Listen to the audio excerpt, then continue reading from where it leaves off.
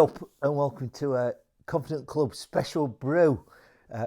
Ditched what we were going to put out today because I thought times need a different message perhaps. Curly's not here, she's not self-isolating, but her biggest concern is whether she'll still be able to take the dogs, her 3 rescue dogs, for a walk. So, yeah, I'm a motivational speaker and all that. I mean, motivate me, Steve. And even my thinking's a bit wobbly today. So I thought, what could I share with you just right now that may not help? I think the thing is, I was thinking, best idea. I had the pleasure of seeing Stephen Covey a few years ago, who wrote a classic book called 7 Habits of Highly Effective People. Not a very good title for an absolute brilliant book. In that book, he uses the word paradigm 7 times in the first 2 chapters. Now, I think you should only use the word paradigm twice a day. So, anyway, his viewpoint was that we have these things called circles of concern and circles of influence.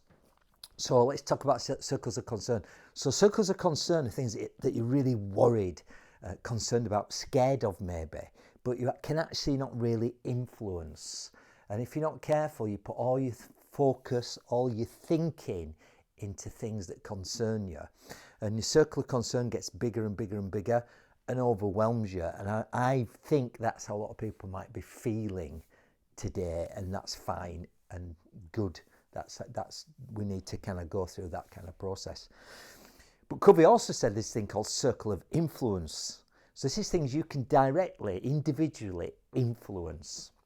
And the number one thing you can influence is your thinking. So you need to be a guardian of your mind, you need to be a guardian of your thoughts, and I just stop, take a break, have a cup of Yorkshire tea, and just think, just notice what am I thinking? Is what I'm thinking helpful or hindering? Now I know it's damn easy to say, it's not helpful, because obviously we've all got concerns about our loved ones. My daughter Megan's the other side of the world in New Zealand, right? So obviously I'm concerned about her, and there's not much I can do to influence that situation though, other than stay in touch on social media. My uncle Richard Walshy, he's 80, lives in Garforth. When my 3rd edition of my book comes out, Rich is really pleased because I've got a testimonial from Richard on my book. On the back cover it says, "Don't buy this book." And he also gets to say the word bollocks, so he's quite pleased about that. So I'm thinking, there's people like Walshy, according to government guidelines, he's probably going to be in his house for 4 months. So there's things we're concerned about, but just think, what can I influence? And I think what can influence is, we need to keep a sense of humour.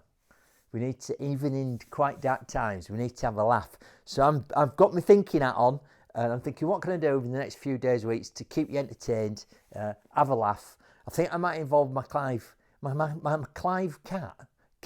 It's okay to get things wrong. My cat Clive, who's sat over there, right? I might do a little video of him in a minute, because he didn't seem to have any concerns at all, and he's not that bothered about what can influence, apart from when can he have some more food.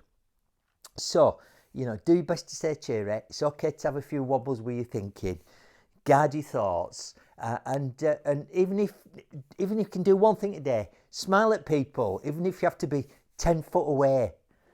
I'll see there. So as you can see, Clive, our rescue cat, doesn't seem to be concerned about very much at all, does he? But he will be trying to influence me shortly to go get him some more biscuits, because he knows that I don't know that Candy, not her real name's already fed him. I'll see thee again. Say bye, Clive. No, he's not bothered.